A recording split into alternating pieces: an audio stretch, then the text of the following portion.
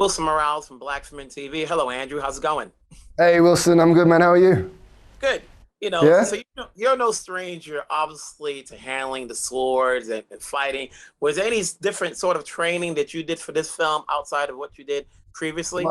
I was a stranger to the sword, Sword of the Stranger. That's a really good anime. Sorry, have you seen that Sword of the Stranger? Really good. Anyway, promoting this film. So, I never touched a sword. Never, apart from a friend who might have bought a katana, from Amazon for $30, and swung that around. I'd never picked up a sword. So this was a proper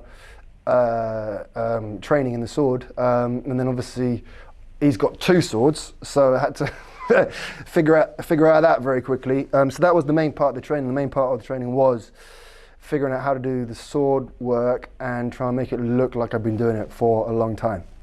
hmm And how much of the GI Joe background did you know? What came first to you? The animated series, the cartoons? I mean, not the books or the Yeah. movies.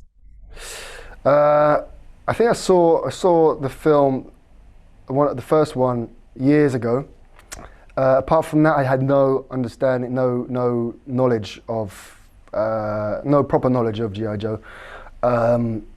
But I had to, yeah. As soon as I got the role, that had to very quickly change. So I had to. I mean, the thing is, though, we're also reinventing it and modernizing and adapting it.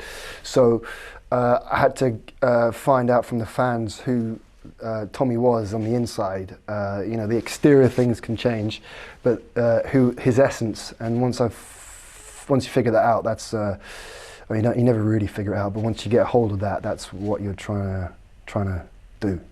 That makes sense. And obviously it's not a secret who Tommy becomes, and when you're playing that role, whether it be a GI Joe franchise films or a comic book series, there comes some weight to go with playing Storm Shadow. Yeah. Did you look into all of that, knowing that you're going to be playing this character for hopefully maybe more than one film?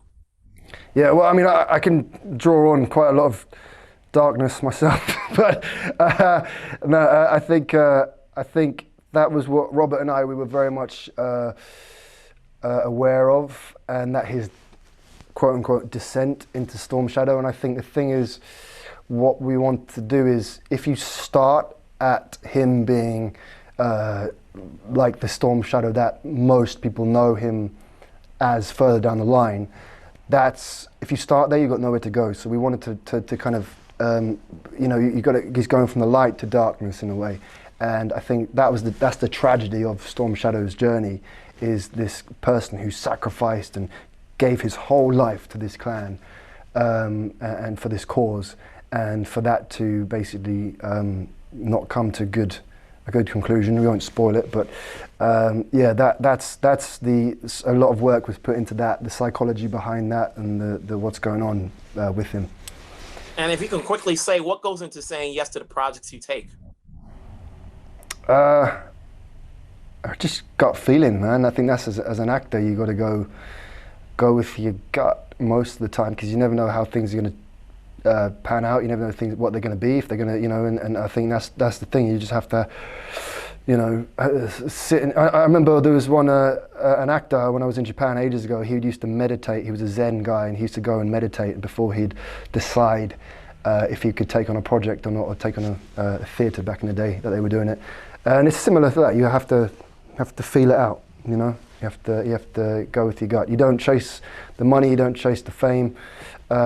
Chase what you feel you can do. And I think Robert, in this particular, was the key component that made me go, yeah, okay. We want to create something good together.